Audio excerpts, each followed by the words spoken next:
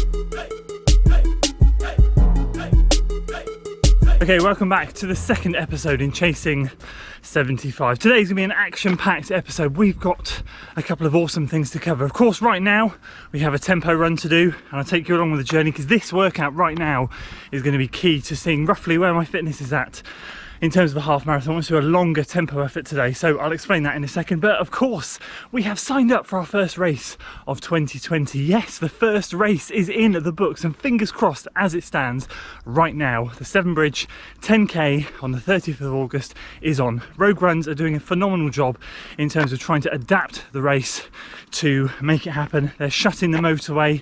You don't get to run on a motorway that often, do you? Shutting the motorway, nice wide lanes for passing, doing it on a time trial format. They're going to give you an allocated slot and they're going to be releasing a certain amount of people every few minutes. I don't know exactly the details yet, they haven't released the specifics, but that's going to be the format it's in, and quite frankly I don't care. That is going to be amazing. There's going to be people out on the course to try and chase down. It's going to be amazing.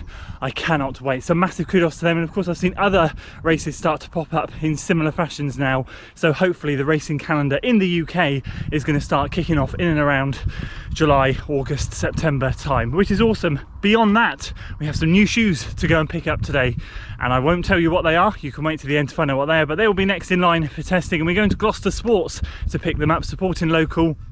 And they obviously were affected just like other businesses in and around here, including my own business, my web design business. We all had to sort of shut or work at home or what have you. I've been working through it, but I've been working at home, offices shut, that sort of thing. So it's great to support local business. I'm going to be going and picking those shoes up later for testing, so stay tuned for that. But first of all, before we get any further, I've done a 2.5 mile warm up. I've done my drills, I've done my strides. 40 minutes to an hour long tempo run. Here we come. I've had 4.5 hours sleep. Yes, that's reality, that's life. Let's get this thing underway.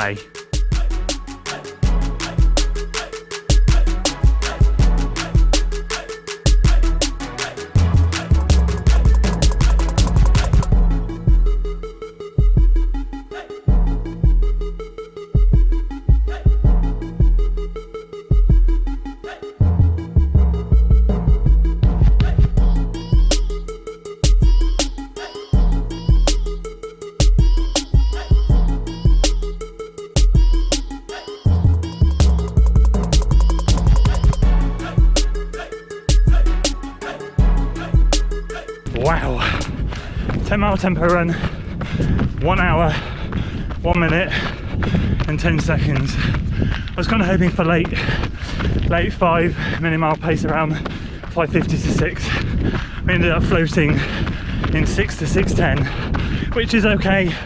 We had 3 Jacobs crackers for breakfast and 4.5 hours sleep, so I'm not going to grumble. It was tougher than it should have been, but those again are the sessions that make us and break us. Really solid work banked first thing before 7 AM on Tuesday. So that's the workout done.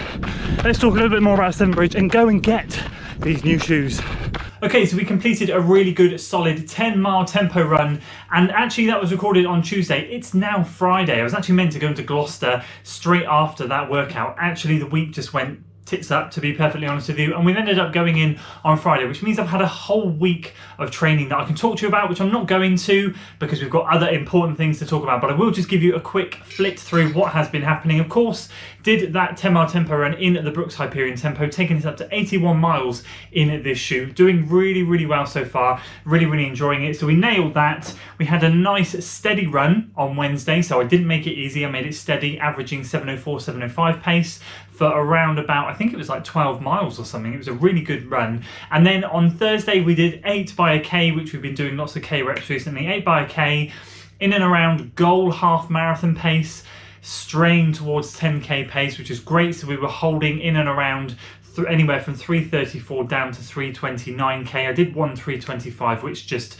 was a little bit too stupid, because what I'm doing with the K reps at the moment is I'm shortening the rest to 90 seconds so that I have to really focus on practicing goal pacing. If I try to go out and do my normal 1K reps in and around the 3:20 mark, yeah, I blow up. I normally have a 2.5 minute rest with those, sometimes 3-minute rest, but 90 seconds just makes you pace yourself a little bit better. And then to finish off, I did 5 200s, so 35, 36, 37, 35, 37, up and down the industrial estate. So that was a really solid workout. And then today, Friday, I went out for a 5.5 mile recovery run with my daughter on the bike, running 8:30 or 8:40 per mile, which is really great. It's been such a great part of training to have her on the bike with me.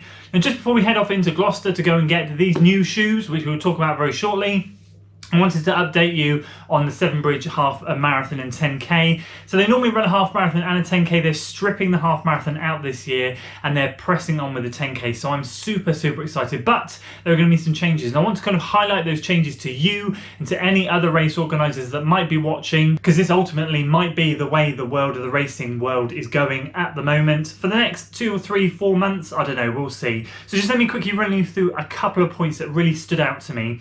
And what they've said is, if you've not done so already, please read the main statement regarding the rationale of dropping the proposed half marathon and continuing to hold the 10K. Normally with the 10K, or normally with the whole event, they'd have 2,800 runner limit. They're dropping it to 1,400. And they're saying, here is the situation as at the 28th of June, 2020. Please note these arrangements may change. So these are the proposed changes that they are going to say. The Severn Bridge, which is a motorway bridge, will be closed and you'll be able to run on the motorway as usual. There'll be a large free car park.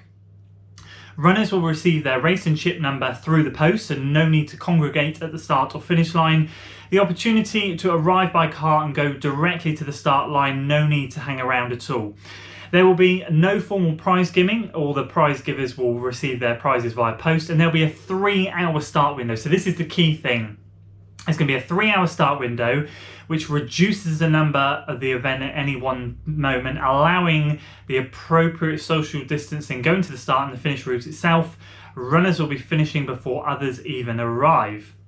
Runners will be given a particular approximate start time to help avoid queues forming. So that's the main gist of it. There are a load of other things, but those are the things that I wanted to highlight. They're obviously going to have portaloos and people milling around making sure social distancing is happening, but it's kind of going to be in a time trial format. Sounds like they're going to be releasing small batches, or if not, they're going to be releasing people at certain amounts of times in your allocated slot. So I don't know at the moment what my allocated slot is. I'm guessing I'm going to be told nearer the time. And I just turn up as close to that time as possible with my bib number ready, walk straight to the start line and go and race. Now, although it's slightly different, I'm not going to have that big pack mentality. There are going to be people out on the course to chase down and hunt down, which is great. It's kind of that step between a time trial and a race.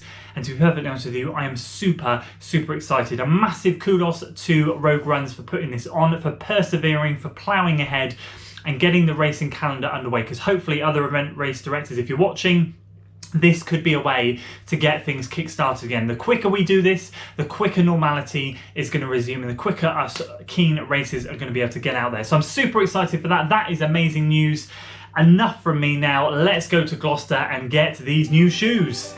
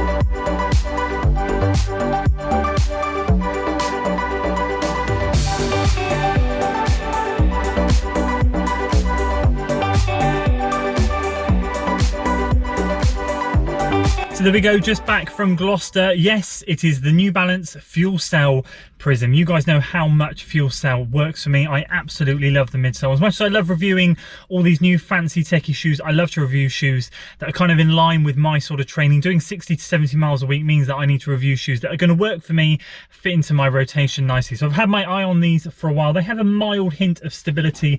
I'm guessing that's what this extra little bit of foam here, this directional foam that is going in different flow to the rest of the midsole. There's obviously something in there, but it doesn't correct your posture, your form too much, your foot too much, I should say. It's a bit like the React Miler that I have. There's a mild stability element in there, which is fine. I can run in mild stability shoes. It's just the full stability shoes cause me a whole heap of grief. So I cannot wait to get my feet into these and get you some thoughts on this, hopefully at some point next week or the week after. We also have the Endorphin Speed coming in for review, so we've got two awesome shoes for July, and hopefully the Atreus will be coming at the end of July. So it's going to be an action-packed month for shoe reviews. So there we go. What do you think of the colour? It's not my favourite colour. Sadly, I couldn't get the white in my size. Had to go for the green. I'm not a fan of the green, if I'm honest with you. It is rather garish, but it's not about the colour. It's about how this thing rides. And I cannot, oh, so, honestly, I tried it on in the shop. It is so, so good. So that brings me to the end of Chasing 75's episode 2. Thank you so much for sticking around. Tune in next week for number 3. We might, as I said earlier, be bringing forward the time trial, so I'll give you more of an idea in next week's episode as to when that's going to be, because of course we have the Severn Bridge 10k coming up. So if you enjoyed today's video, guys, make sure you give it a like, share it with your friends, subscribe to the channel for weekly running content. Stay tuned for more shoe reviews, training updates and more, and I'll see you on the next one. Until then.